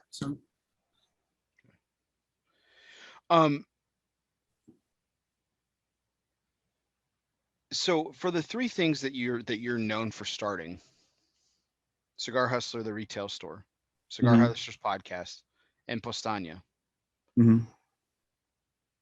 what was the easiest? I don't know. None of them were easy. I guess the podcast would probably be the easiest because it had the smallest amount of moving parts. Yeah. I had a feeling you would say that, not because podcasting is easy by any stretch, but the way that you all choose to do it, there's no, and There's no shortcuts. Well, there's no shortcuts, yes, but I try to be, I project a very genuine, genuine and sincere attitude on the show, and it is. Right. I don't really put up a veil or anything like that. But that's been your MO from the very beginning too. There's no bullshit. I mean, there's a lot of bullshitting going Right. on, but there is no is oxymoronic as that is. There is no bullshit about it. Right. You don't even though you, like you said, you have that cushion to kind of protect people, but that isn't for you or Mike. That's right. That's the courtesy to your guests that you've brought on, but right. You're very unapologetic, and which is your nature, and Mhm. and has led you to be successful in these other fields. What was so taking the podcast out of it, because I think that's the answer to this question too. Between the brands Postania and Cigar Hustler the shop, which one had the fastest success that you think, or do you think you're a success? Actually, that's a better question. I would say no. I don't think I'm a success. I don't think that I'm anywhere close to where I need to be, and they all work and they all work well, but I'm not satisfied with them. They could always do better. So, I would say that it probably goes in the order of when you started. Cigar Hustler was the first success because that was the first one that you really kind of focused and kind of honed in on. And then it eventually kind of reached a level that was palatable. And, that's kind of happened with all of them. Postania was a creation. I would say that one worked out well kind of from the gate because we were already more established with Cigar Hustler and we're already working with a great factory. So that was kind of easy to start moving forward. And then the podcast was just an easy conversion too. Because you had those other two things, so that would be probably just because of the overall time and effort that's been put into each one and the parlay into each of them. So with the deeming regulations and the FDA's kind of being being put on a stay, wasn't eliminated, it didn't go anywhere. Right. For all intents and purposes, it's been put on hold. Does this open up a really good window for Postania to actually make a stronger foothold in the market? Possibly. We'll see. We'll see what happens with the factory and what I can do and how much money I have and where it kind of takes me. It's definitely possible. I think that there's other things too, though. I think that sometimes other retailers have issues with working with other retailers. Some guys are always scared that somebody else is going to take their piece of the pie, where the reality is that, the guys that I like to work with would be a lot stronger if we worked together, both of us. So, I'm sure that those pitfalls will come as well. You're not the first person to say that, Mike. Why is that? Like if a retailer, like let's just take a previous guest on your show, Jeff with Riverside. Yeah. I don't know if he carries Postania or not. He does. Okay.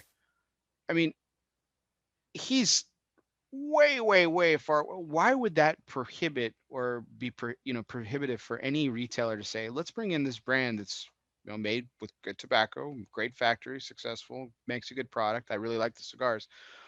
Why is that not an automatic sale? Why does that put such pause because you happen to be a retailer in another state? I think it's an ego-driven business, man. And sometimes people feel like they're sharing a spotlight, when they're really not. In all reality, they're not. A lot of times you're your own worst enemy. So, but you have an ego too, and you can see through it. I'm not trying to be disparaging sure. about it, but you're a very confident individual. I think anyone can tell that. Yeah. But that doesn't stop you. In fact, that like your phrase from earlier, everybody eats. Yeah. But I've made my mistakes in the past. I'm not perfect. I've had my moments that I'm not proud of.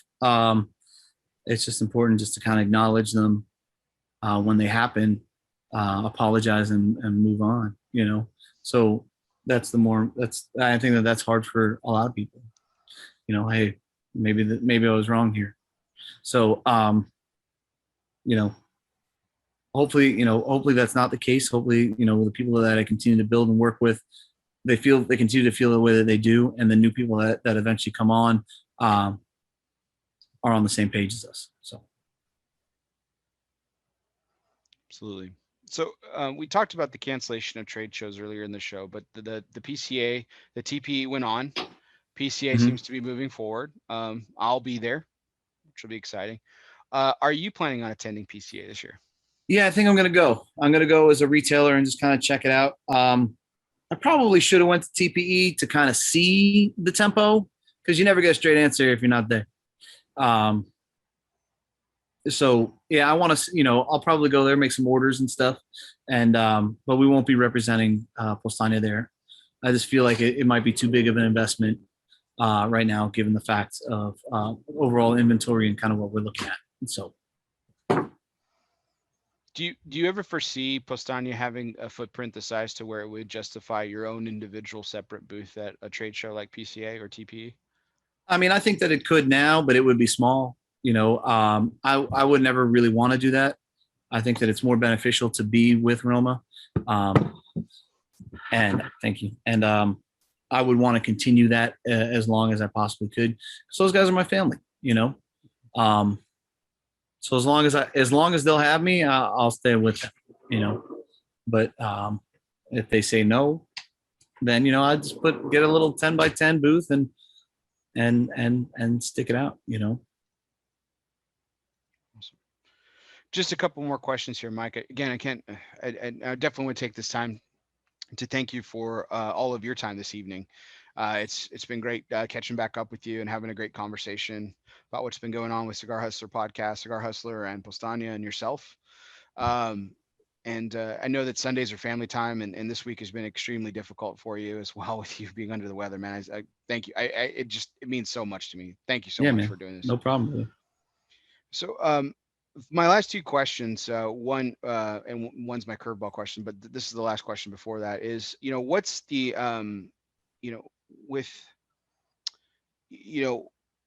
again, this is kind of a difficult question because a lot of ways you haven't really seen anything abnormal in the recent months because of the way that Florida has been and everything. But you do operate, you have an online presence, and that was a good thing for you with COVID because you were you had an established footprint in the markets we were talking about, so that you made cigars available to people nationwide.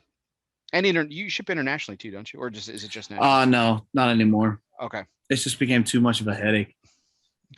So with the obviously with vaccinated individuals, the numbers going up, and as more people get more and more vaccinated, as shops start opening up and people start getting back to normal and everything, how do you foresee this affecting your wholesale part of your business, or your online presence? I think that it's online. I mean, which part? I think online, you're going to start to see things kind of taper back down because people are going to start going to their local shops. Wholesale, I think you start to see more of an uptick in demand because people are going to be burning through more product. Which is the natural course of things. Which is what you really kind of want to see. So I think that's kind of the direction that things are kind of heading, for sure. Now, are you still the distributors for all non-Roma crafts, Nika Swain products, Fable, Weimaro, and Postania? Yep, Weimaro, Fable, Postania. So so Postania is 50,000 roughly. Yeah, I mean that's just kind of a number I threw out. What's the annual production of the other two? I couldn't tell you offhand. Okay. I'd have to get those numbers from them. But it's probably still around those, in and around those numbers, give or take. Okay. Yeah. So Mike, this leads us into our curveball question, which is our last question of the night, and as always, it's sponsored by Dunbarton Tobacco and Trust. Fastballs or curveballs, doesn't matter. Since the company's inception, Steve Sock has been knocking them out of the park 6 consecutive years in the consensus top 3. Yes, I looked it up. In fact, I was even fact-checked by my good partner at Cigar Coop Primetime Special Edition, Worcester Will Cooper. So 6 consecutive years. So here's the curveball question, Mike. Cochoronophobia. Yeah. So it is defined as the inexplicable, irrational fear of failure. Right. Well, you kind of took my punchline away from me at the top of the show when you mentioned this. That's not how you work. That's not how you. No, work. Man. You can't be afraid. Like the fear is gonna slow you down. You can use fear to propel you. And say, hey, I need to do this or else. But when it becomes that overwhelming, it's gonna just cripple you. So as you said moments ago, you've made your share of mistakes. You're not perfect. Yep. So let's just call them what they are. Those were failures, right? Either Mhm. micro or macro. It didn't really matter. It doesn't really matter. Yeah. The context of the question, it really doesn't matter. What what did those setbacks do to you? What Well, did, I mean, they're all good. if they're not, if they're if it didn't ignite fear in you, what did it ignite? Well, they're only failures if you didn't learn from them, you know? Um, and that's the important part. So, you're going to make mistakes. Everybody's going to make mistakes. That's a given. So the more mistakes you make that you learn from, the better off you're going to be. So I'm okay with making mistakes, as long as I don't repeat them, and as long as I don't, then as long as I learn from them. So, yeah, I got no problem making mistakes. I have problems with not trying. I go back to this. I don't know if you're a Will Smith fan or not, but I go back to this video that's circulated around social media for years, and I don't even understand. I don't even know where the context of the conversation was, but he was talking about fear, Right. and he has this little anecdote where he talks about going skydiving. And he Mm-hmm. talks about the skydiving that no one agrees to go skydive unless you're a professional skydiver. No one agrees to go skydiving in a rational, sober moment. It's usually like you and your buddies yucking it up the night before, drunk off your ass, like, yeah, let's do this. And you're like, fuck yeah, let's go. And then you're up in the plane the next thing you know, before you know it. And then you're standing with your feet on the edge. And then it's like, oh shit. Right. And he talks about that's the moment of fear. And it's not failure necessarily, it's just fear. Right. And he says, but on the other side of fear, hence after you jump, is this inexplicable,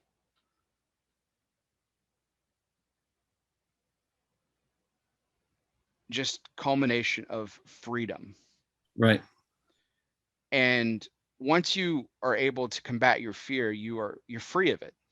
Yeah. And because once you've made that jump, in the metaphor that he's using, there's no going back on the plane, Nope. So it has this euphoric sense about it in which you're free Right. from that fear. So are you afraid of anything, Mike? That's my second part of the question. I think so. I think that I have my own demons that I battle. That I try and battle them on a daily basis, and you push yourself out of your comfort zone in order to tackle them. Yeah, of course. Because when this word was mentioned earlier, it got me thinking about it. I don't think I suffer from this. I mean, this is a crippling, chronic disorder, Right. acrophobia. But I definitely, in an honest moment, I can admit that I'm very afraid of failure. I'm afraid of course. failing my family, letting them down. Yeah. And and I know for a fact it's not healthy. Yeah, sure. So whether it's an extreme, diagnosis of the chronophobia or anything, I don't think it is. But I mean, it's it has a way of keeping you down. But as you've kind of talked about over the course of the past 2 hours, Mike, if you continue to persevere and you continue to push forward and you continue with the momentum that you've given, there's that freedom that I was just talking about a minute ago, and it kind of gives it to you. So. True. So true, man. I never heard that Will Smith one, but I do listen to a bunch of guys. One thing they always say is, like you got to burn the ships. Like if you're going to take the island, you got to burn the ships. And that's when you know that you're really committed. There's no going back. Right. So if you really want to do something, you got to go in kind of guns blazing. So.